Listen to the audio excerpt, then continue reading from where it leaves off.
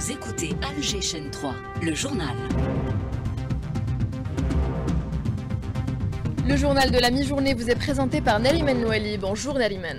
Bonjour Sabine, dans l'actualité, ces instructions du président de la République en vue de préserver l'outil de production.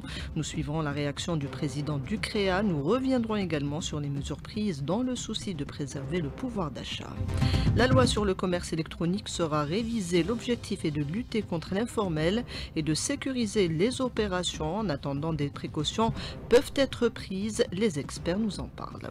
50e anniversaire de la création de l'Union générale des travailleurs sahraouis. Le Forum syndical international de solidarité avec le peuple sahraoui s'est ouvert à Ousserd en présence des délégués de 21 pays.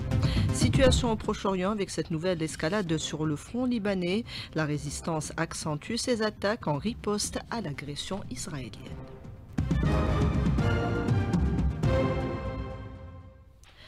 Madame, Monsieur, bonjour. La régulation des importations, il en a été question lors du Conseil des ministres tenu hier. Le président de la République, Abdelmadjid Tebboune, a notamment instruit de ne pas interdire les opérations d'importation des matières premières.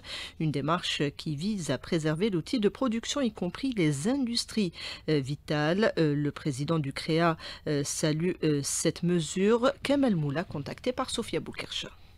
Ceci est évidemment très rassurant pour les opérateurs économiques. Saluons cette décision qui est d'une très grande importance pour les producteurs et les transformateurs algériens. Et aussi, cette directive va permettre de ne pas rompre la chaîne de production et de fait éviter les pénuries sur le marché local. Mais aussi, cette orientation est également de nature à renforcer la régulation du marché et donc prévenir l'effet néfaste de son instabilité sur les prix des produits. Au CREA, nous militons pour résorber les entraves de la production nationale. Nous remercions M. le Président de la République d'avoir pris en considération l'importance de protéger les producteurs des freins bureaucratiques. La suite du journal sur Alger Chaîne 3 avec la réunion du Conseil des ministres. Le gouvernement devra rester vigilant face à tout ce qui pourrait provoquer la pénurie. Une autre instruction du chef de l'État.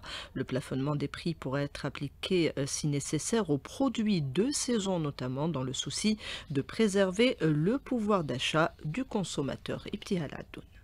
L'objectif est de garantir à chaque citoyen un accès équitable aux produits en imposant un plafonnement des prix sur les produits saisonniers. Le gouvernement aspire à instaurer un cadre de prix raisonnable qui reflète la réalité du marché tout en préservant le bien-être des ménages. Mohamed Dachir, économiste. L'instruction du président de la République concernant la révision radicale ou profonde de la réglementation régissant la commercialisation du produit national rentre dans le cadre de l'amélioration de l'efficacité de la régulation de l'État, surtout concernant des produits que soient produits localement comme les produits agricoles, les fruits et légumes. Le président a également souligné l'importance de la vigilance dans l'application de cette réglementation, renforçant les contrôles à tous les niveaux de la chaîne de distribution. Cette décision rentre dans le cadre de la lutte contre toutes les formes de spéculation. Il faudrait même des solutions structurelles, c'est-à-dire l'organisation de la distribution. Il faut prévoir des vrais professionnels dans la distribution comme les centrales d'achat, la grande distribution, mais aussi il faut pouvoir organiser les agriculteurs en coopérative pour qu'ils défendent leurs intérêts, parce que c'est les agriculteurs qui produisent de la valeur et pour qu'ils distribuent directement aux citoyens pour certains produits, surtout dans la saison. Cette refonte des règles commerciales est un pas décisif vers une meilleure protection du pouvoir d'achat tout en consolidant les fondements d'une économie équilibrée. La priorité donnée à l'accès équitable aux produits saisonniers démontre l'engagement du gouvernement à faire du bien-être des citoyens une pierre angulaire de son action économique et sociale.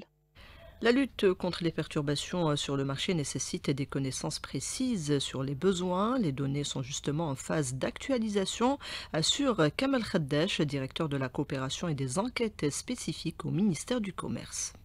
Pour connaître un marché, il faut connaître nos besoins. Les besoins de la population, notamment en produits alimentaires de large consommation. Depuis 2011, la dernière étude effectuée par l'Office national des statistiques en matière de consommation date de 2011. Il y a une nécessité de réactualiser ces données. En ce moment, l'ONS elle est en cours de finaliser une étude pour définir les besoins de la population en produits alimentaires de large consommation. Maintenant, on travaille plus sur le commerce traditionnel, c'est-à-dire c'est-à-dire pour connaître les besoins, notamment en matière d'importation, en matière de production agricole, mais il y a une nécessité d'actualiser ces besoins. C'est pour définir les quantités à approvisionner, pour assurer un approvisionnement régulier, tout en maintenant des prix à des niveaux acceptables.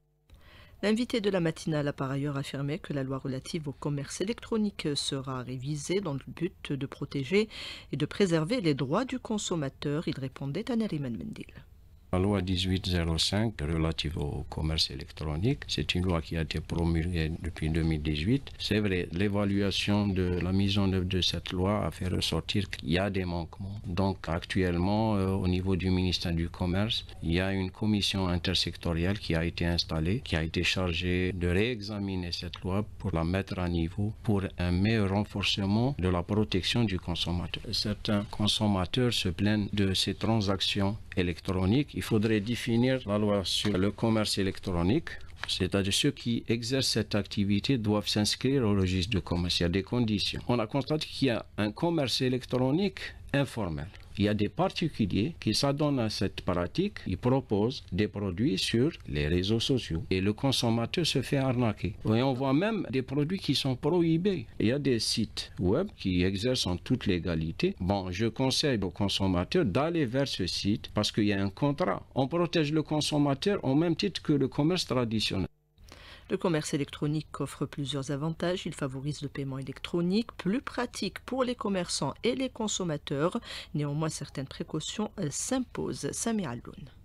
Il est question d'encourager l'adoption de certaines mesures de sécurité, de vigilance pour protéger les informations financières liées à ces modes de paiement modernes. Yazid Aguedal, membre du conseil administratif du groupement algérien des acteurs du numérique. Le problème, c'est plus en termes de vigilance des détenteurs de ces cartes par rapport aux transactions en ligne, surtout quand ils traitent avec des magasins en ligne, tous les sites de web marchands. Par exemple, ces commerçants leur demandent des informations qui ne doivent pas être communiquées, comme le numéro de la carte, la date d'expiration, le VCC, les 3 identifiants, et surtout ils leur demandent leur OTP, ça veut dire le SMS qui arrive à leur téléphone en cas de paiement. Des escroqueries qui peuvent prendre différentes formes, s'adaptant aux plateformes en ligne et réseaux sociaux, d'où l'importance d'adopter une culture de signalement au sein de l'écosystème numérique. Abdelhak Benjibara, fondateur de la SAR Le Fridoc. On est dans une lancée, on doit donner vraiment une importance capitale à ce genre de service et ce genre de sensibilisation pour à la fois informer le grand public des risques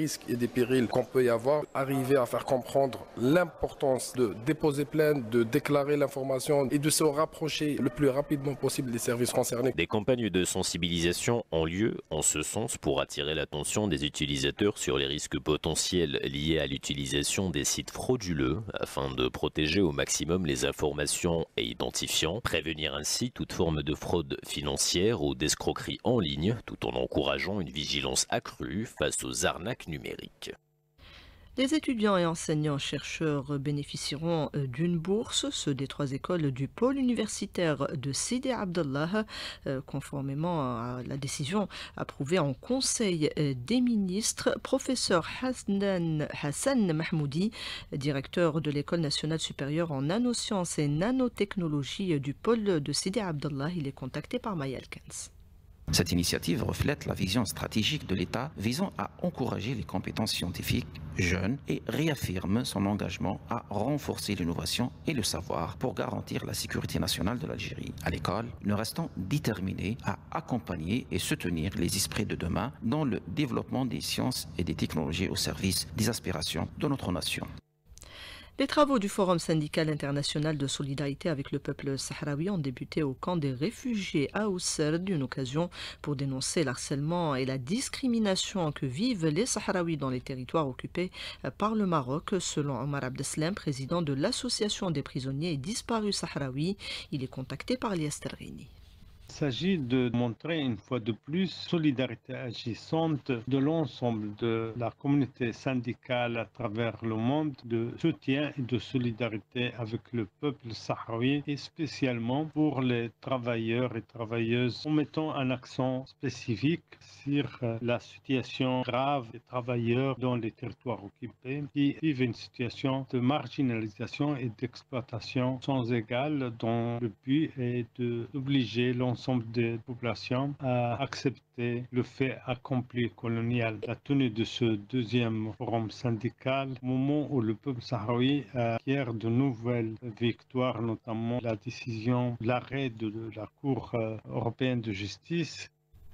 Escalade sur le front libanais, l'occupation poursuit ses bombardements alors que la résistance riposte en ciblant des sites de l'armée, notamment au nord de la Palestine occupée. Le mouvement du Hezbollah affirme qu'il poursuivra ses actions. Ali Hamia, expert militaire libanais, contacté par Karim Abnour.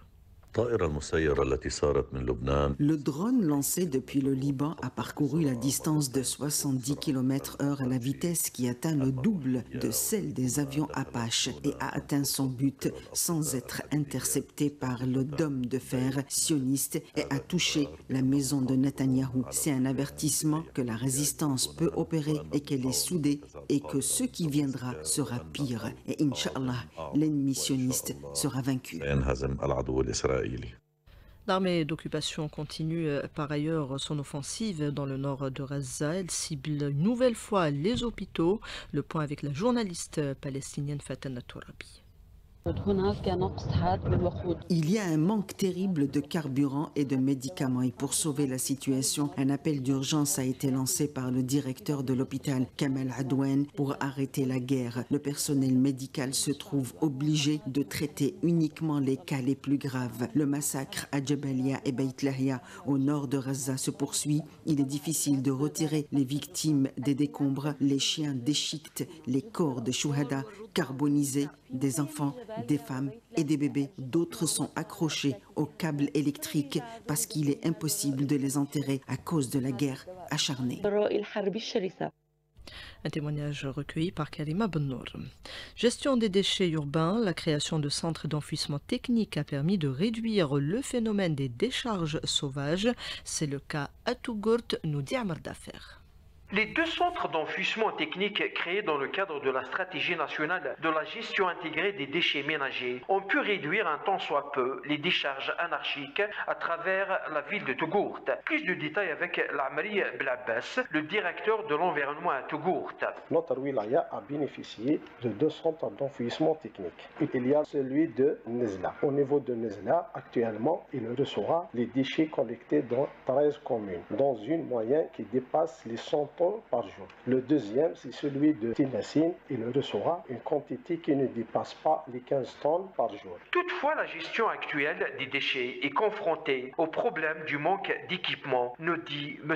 Blabbas. La gestion actuelle souffre de certaines insuffisances, notamment en relation avec les moyens de collecte, où les autorités locales ont une veille permanente pour remédier et le soutien indéfectible pour atteindre les objectifs tracés dans le programme.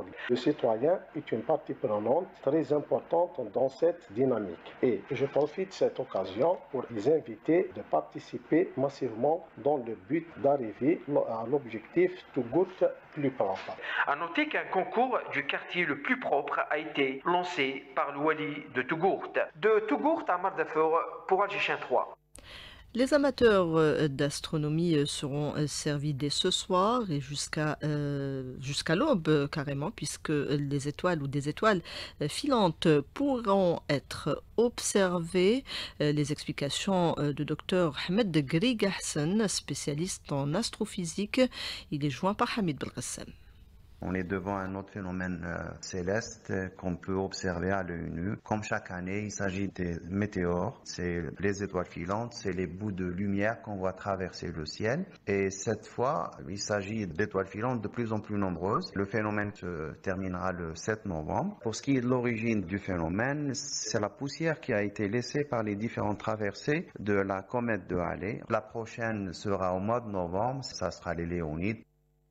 Mais les nuages pourraient jouer au trouble fête. Karim Abnour, que nous retrouvons donc tout à l'heure pour la météo. Merci Ardouane Siassi, Selma Figuel qui était à la réalisation. Il y avait Sadiq à la console technique, Ikram au streaming et Myriam à la régie d'antenne. Très bon après-midi.